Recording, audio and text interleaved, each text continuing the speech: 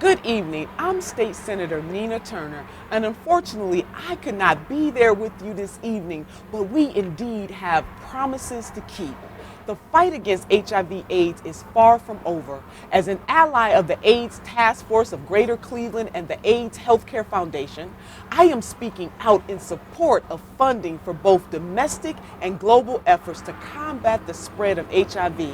As we approach the renewal of the Ryan White Comprehensive AIDS Resources Emergency Act, I urge the continued support of this critical program that improves availability of care for low-income, uninsured, underinsured victims of AIDS and their families.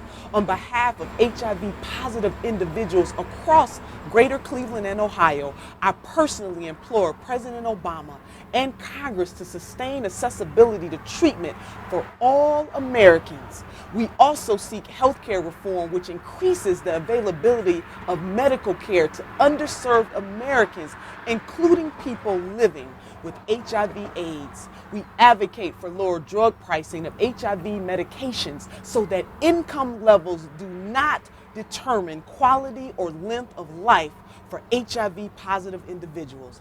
The higher cost of medications has impacted access to treatment for folks dependent on AIDS drug assistance programs.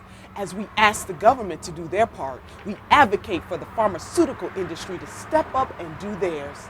HIV is preventable, and we support adequately funding prevention programs, particularly aimed towards people of color and at-risk youth.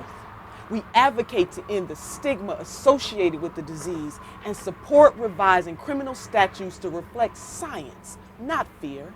Thank you, AIDS Task Force of Greater Cleveland, AIDS Healthcare Foundation, but more importantly, thank you, family, friends, and allies for putting together this great event. And thank you for your dedication and your advocacy and outreach to combat the spread of HIV. We should never leave a sister or a brother behind. We are better together. So thank you again for all of your support. We do have promises to keep.